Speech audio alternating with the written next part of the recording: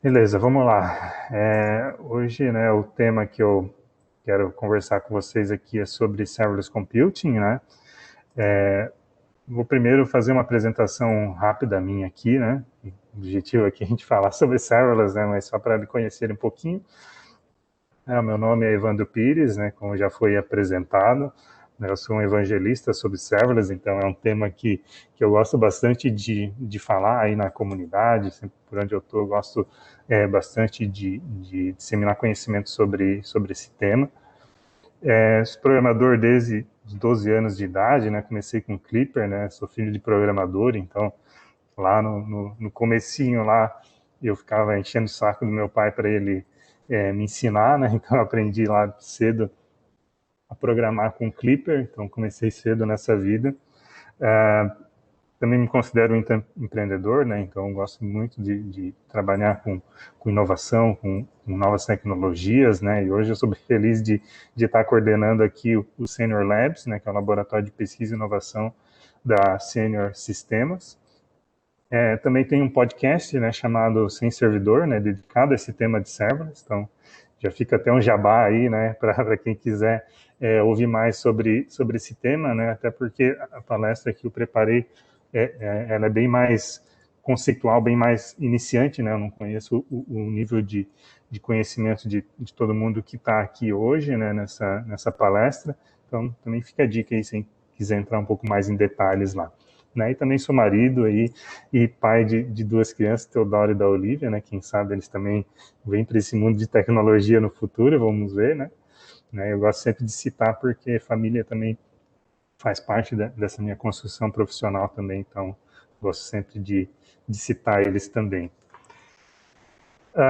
E aí falar um pouquinho rapidamente também da Senior, né? Hoje eu trabalho aqui na Senior Sistemas, né? Que é uma empresa gigantesca, né? Sediada aqui em Blumenau, mais de 1.700 colaboradores, né? Bastante premiada, né? Recentemente, nessa semana ainda recebemos aí o selo do GPTW 2020. E esse é o Senior Labs, né? Que é um ambiente aqui na Senior, na matriz, onde eu trabalho, né? Que até dá para ver aqui no fundo, né? Que é onde eu estou, inclusive, nesse momento, né? Que é um espaço colaborativo onde o time de pesquisa trabalha, né? Com novas tecnologias, inovação, né? Ele tem esse formato meio coworking, né? Onde o pessoal vem para cá também para ser bem colaborativo mesmo e a gente trabalhar nessas inovações.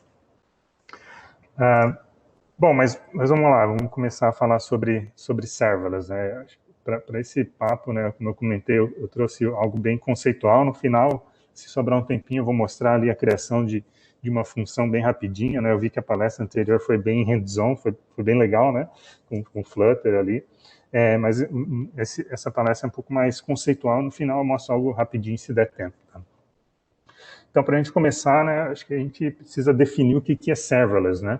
É, assim, se a gente for ver, né, procurar hoje nas referências na internet, a gente vai ver definições bem diferentes. Então, eu resolvi trazer essas definições para cá para a gente falar um pouquinho sobre elas, né? Quando a gente vê algumas definições, uma delas é serverless como um modelo computacional, né? E a gente tem aqui duas definições, uma pela Wikipedia e outra pela AWS, né, que é o maior cloud provider aí do mundo hoje, né? E a Wikipedia fala algo no sentido de que serverless é um modelo de execução de computação em nuvem, né, no qual o provedor de nuvem atua como servidor, gerenciando, né, a alocação dos recursos, né, dinamicamente, e o preço é baseado na quantidade de recursos que foram utilizados e não algo que foi pré-adquirido, né. E a AWS vai na mesma linha, né, falando, né, que serverless permite executar aplicativos e serviços em servidores, né, que elimina as tarefas de gerenciamento, né, de infraestrutura, de patch, de SO, né, de provisionamento de capacidade e que permite, né, construir praticamente qualquer tipo de aplicativo ou serviço de back-end, né, e que não precisa dimensionar, né, alta disponibilidade, isso já é feito de forma automática, né? Então, essa é uma definição que vai mais na linha de modelo computacional. Também temos definições, né, colocando serverless como um padrão arquitetural, né? Então, nessa definição aqui do serverless ops, fala que serverless é uma arquitetura de sistemas, né, em nuvem que não envolve servidores, máquinas virtuais ou containers, né, para aprovisionar ou gerenciar. né, que sim existem servidores por baixo dos panos executando, né, mas que a presença deles é abstraída, né, para quem está desenvolvendo ou fazendo a operação dos sistemas que são serverless, né, e que essa abstração permite maior esforço mais acima, né, na pilha técnica, na cadeia de valor do software. Né, essa parte é bem importante, que ele mostra que serverless ele faz com que tu foque muito mais na parte nobre, né, do desenvolvimento de sistemas, que é de fato o teu código, que é o que vai entregar valor realmente para o teu negócio, para o teu cliente, né? Então, isso é uma definição como padrão arquitetural. Também tem quem defina serverless como mindset, né? Como a gente tem aqui a definição do Paul Johnston, onde fala que serverless é entender quando não criar tecnologia, né? Que criar, né, sistemas e tal leva a criar também débitos técnicos, né? Então, serverless trata-se de remover essa complexidade, né, e permitir que serviços essa complexidade seja fornecida por alguém, né, e que tu não tenha que ver essa complexidade, né? Então, traz um pouco o serverless também como mindset. Tem também definição de serverless como uma construção operacional, né? O Kelsey Hightower aqui fala que se serverless é uma construção operacional, significa que se a minha pilha local, né, é serverless, né, desde que outra pessoa, não eu, esteja fazendo todo o trabalho operacional, né? Então, ele traz, né, nesse sentido de que eu posso ter, né, a minha stack aqui local, mas se eu não tenho que ver essa complexidade, alguém está fazendo esse trabalho operacional, né, isso acaba sendo serverless para mim. E também tem serverless como mudança cultural, né, onde Paul Johnston também traz essas definições, que ele fala mais ou menos que não é uma escolha, né, de tecnologia, né, ou de fornecedor X ou provedor Y, né, e se alguém fala de serverless, né, focado em tecnologia, provavelmente ela está errado, né, então é muito mais uma questão de mudança de cultura, né, do que tecnologia em si.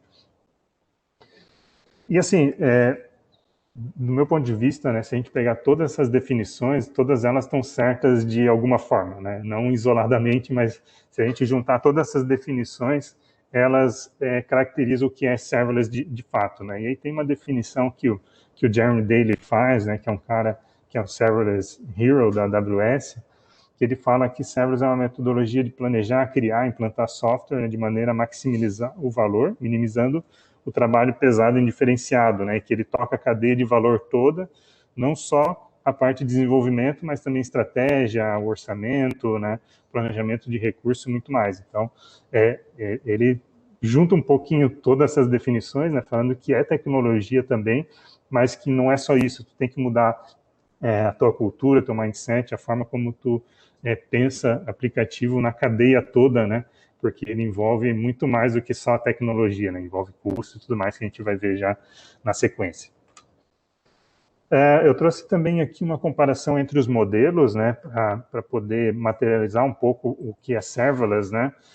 Se a gente for ver um modelo tradicional, bare metal, onde eu tenho as minhas máquinas aqui dentro do meu ambiente e tal, a gente tem aí várias coisas dentro dessa stack para poder se preocupar, né? Hardware, sistema operacional, o runtime da linguagem, o container, o código, né? Então, são muitas coisas que a gente tem que se preocupar. Numa virtual machine, a gente só não tem o hardware, né? Mas todo o restante a gente tem. Né? Quando a gente pensa em container, isso já fica bem mais simplificado, né? Então, eu tenho o app container e o código. E quando a gente fala de serverless, no caso aqui de functions, né, que é quando a gente desenvolve mesmo as aplicações serverless, eu tenho que focar só no código. Né? Então a gente vê que há uma simplificação muito grande, né, no modelo serverless em relação aos outros modelos mais tradicionais. Né? E aí, falando um pouquinho de característica, né, o que é a anatomia de um serviço serverless, né, basicamente, né, se a gente resumir aqui, tu vai pagar só pelo que tu usa, né, então tu não paga pelo tempo ocioso, que já é o segundo item, né, então tu vai pagar só pelos recursos que foram utilizados, tu não precisa provisionar nada, então tu não paga por tempo ocioso, então esse é um ganho muito legal. Tu não precisa se preocupar com o servidor, então teu desenvolvimento fica bem mais simples, né, tu foca realmente na parte mais nobre, né, do desenvolvimento de software, que é o teu código de fato, né, e tu simplifica muita coisa, tira muita burocracia. E uma característica também é o cold start, né, que é uma característica que acontece, que é o tempo para startar uma função, que eu já vou falar um pouquinho ali na frente e já vai ficar mais detalhado.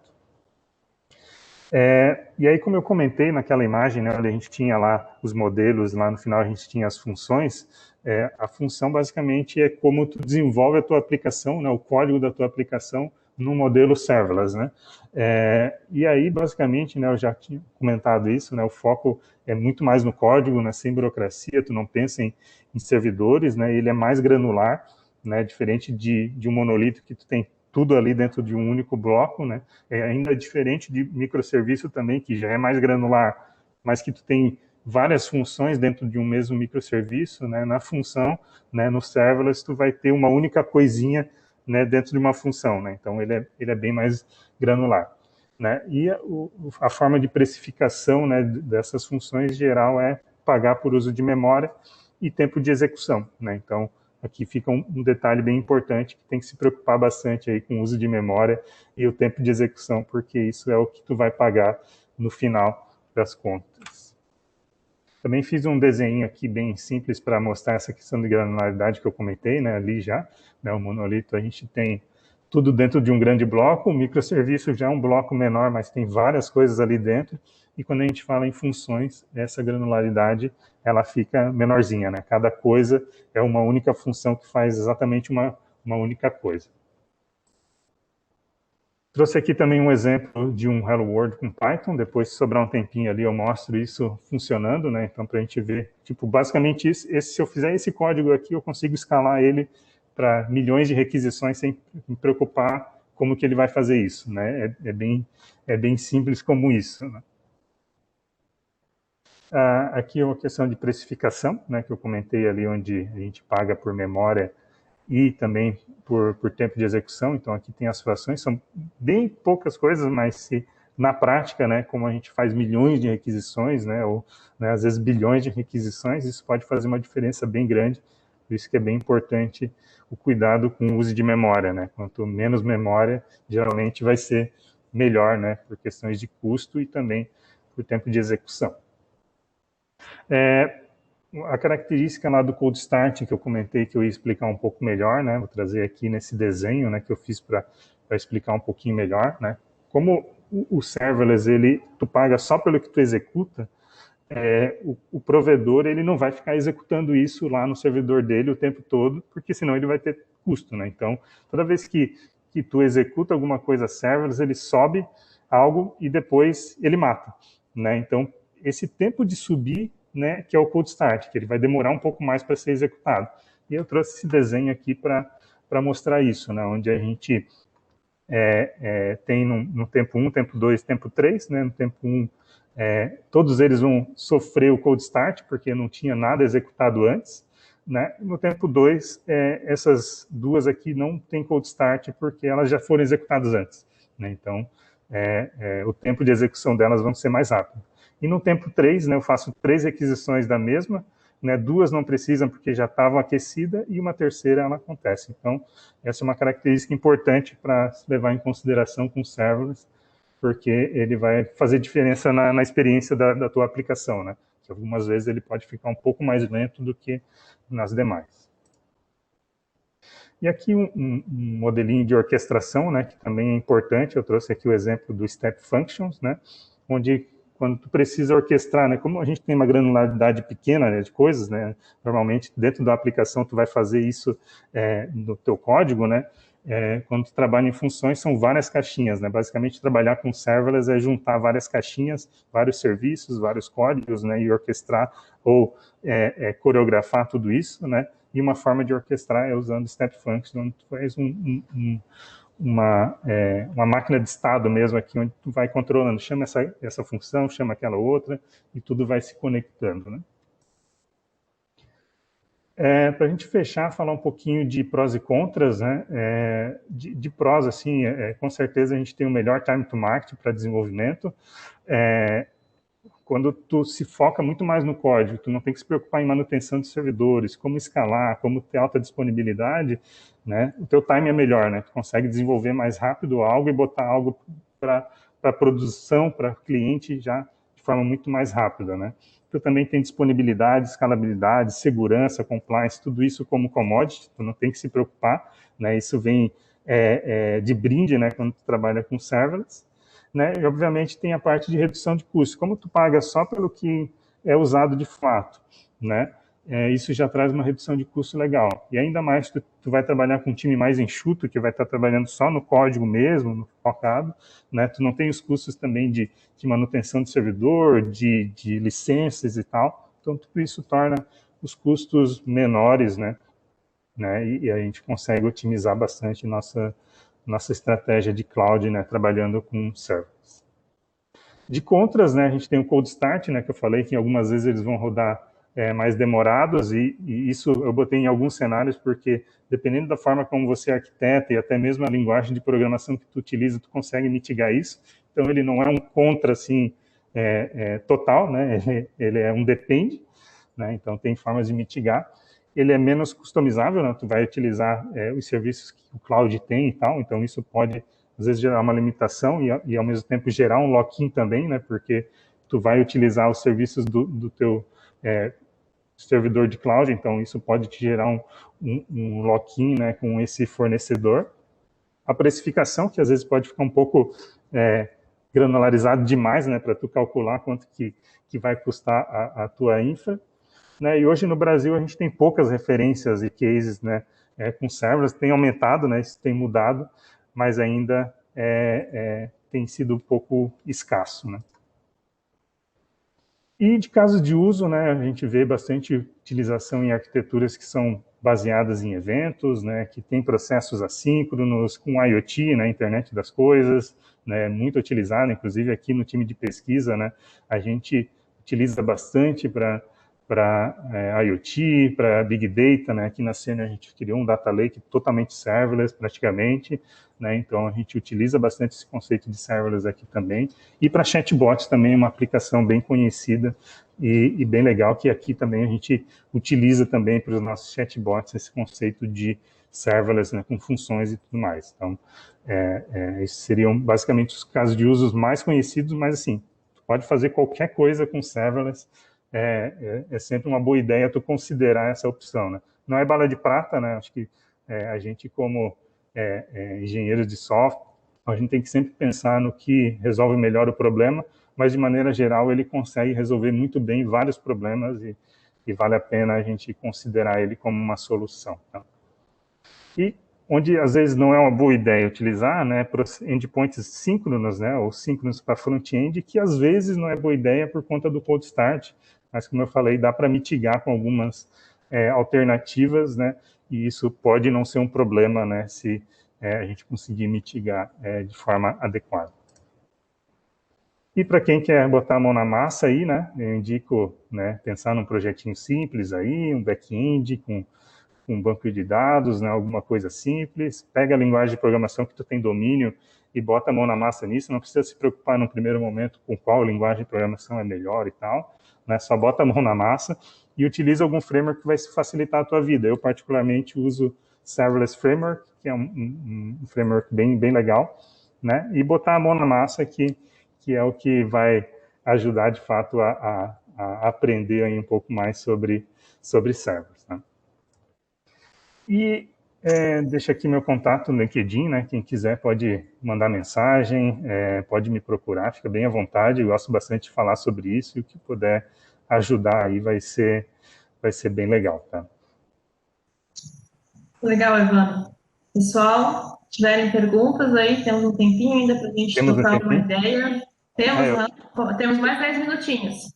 tá. Eu até corri aqui para justamente sobrar um tempinho. Legal.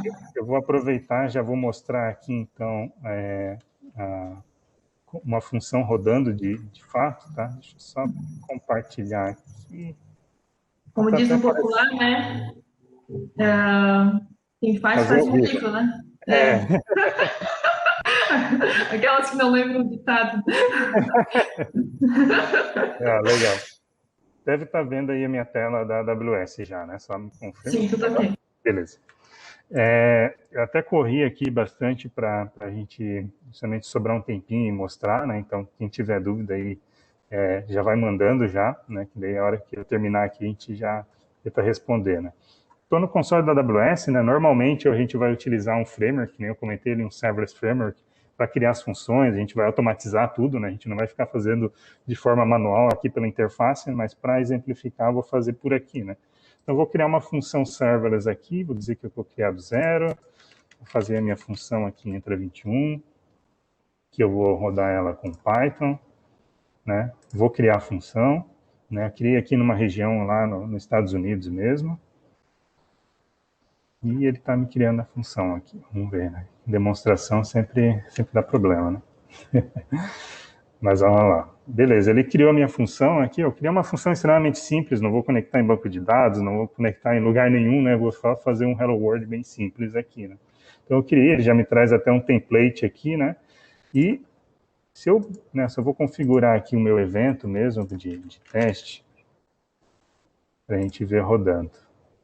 Se eu der um testar, pronto, meu código já está executando né, em nuvem, né, simples assim, né? Então já tenho a minha função rodando. E se eu quiser pegar nesse momento aqui essa função e rodar 1 milhão de vezes, eu não tenho que me preocupar com nada. Ele vai simplesmente executar 1 milhão de vezes, a AWS vai me entregar essa escala, né, conforme eu preciso. Eu não tenho que me preocupar, né? A gente viu que eu fiz um teste bem simples, só criei a função, né? Aqui eu posso até mudar aqui, hello, entra 21, a gente testar aqui. Mas só o fato de eu criar a função e chamar ela já é suficiente para eu escalar e fazer o que eu preciso. E sem contar que ele já tem toda a camada de segurança que a própria AWS fornece, né? Então aqui eu poderia conectar com outros serviços, né? Eu posso adicionar algum gatilho, né? Um gatilho que vem através de uma requisição HTTP, ou através de uma fila, né? Ou através de um serviço de IoT, como aqui o AWS IoT, né? Então eu posso receber essa requisição de diversas fontes diferentes, né? Assim como eu posso também conectar ela, né, com um output para algum lugar, né? Então, dessa função eu mando ela para algum outro ponto. Eu posso mandar isso para uma fila também, para um tópico, para uma outra função, ou para um barramento de eventos que vai distribuir isso também, né? Então, ele é bastante poderoso, ao mesmo tempo que é simples, né? Eu consigo fazer um código e, de brinde, né, eu já ganho aí toda esse benefício de escalabilidade, alta disponibilidade, segurança, isso tudo vem já embarcado, né? Então, é uma forma bem simples. Quem tiver curiosidade também pode dar uma olhadinha no meu GitHub também, que eu tenho exemplos lá de trabalhar com serverless, tá? Teve uma perguntinha aqui, talvez eu Vamos lá. possa lançar agora, Claro, pode. né? O Ian agradeceu aqui a palestra, né? Ele colocou se é possível criar uma função associada a vários serviços. Sim, vamos ver se eu entendi, né? Tipo, tu quer ter uma única função que vai ser usada por vários outros modos, né? Tu vai reaproveitar uma função. Sim, isso dá para fazer, inclusive é recomendado, né? Fazer dessa forma para que tu possa reaproveitar, né? Então, assim como dentro de um código tu faz as coisas bem definidas, né? Para ter uma coesão, tu faz isso também na tua função para que tu possa reaproveitar isso dentro de uma orquestração, ou dentro de uma coreografia, né, dentro de um sistema baseado ali em eventos, né, então tu pode colocar essa tua função para ouvir eventos em vários lugares com o mesmo padrão, ou ser reaproveitado em orquestrações diferentes também, essa mesma função. Então sim, e é uma boa prática, inclusive, tu fazer isso, né? Legal. Mais alguma coisa, Ivan? Não, da minha parte é isso. Uhum. Legal, Aberto então. algumas perguntas. Uhum. Pessoal, se desejar fazer mais algumas perguntas, né? Fiquem à vontade. O pessoal está mais quietinho hoje. Estão contidas. Então, assim, eu vou fechar aqui, tá, Evandro? Né, Legal. agradeço muito aí compartilhar o conteúdo com a gente, né? Interessante. É legal também já ver aí o ambiente de trabalho, né? É legal essa Exatamente. perspectiva aí, né? Não, É, legal. Eu agradeço também e bastante a oportunidade e fico, novamente, reforço aí, né, quem quiser me procurar para conversar sobre esse tema, até outros temas, né, aí da TI, pode ficar à vontade para me procurar, vai ser bem legal. legal. O pessoal dizendo que gostou muito, está agradecendo a palestra, né? E é isso, né? Desejo a todos aí, né, a você e a todos aí da equipe, né? Sucesso, né? E espero que muitos dos que estão aqui possam aí, quem sabe futuramente, compor o time de vocês aí, né? Show de bola, ia ser bem legal, né, poder vir aqui para o Labs e participar com a gente, né, e boa sorte aí para todo mundo, né, espero que essa jornada aí seja boa para todos. Muito obrigada, Fernando.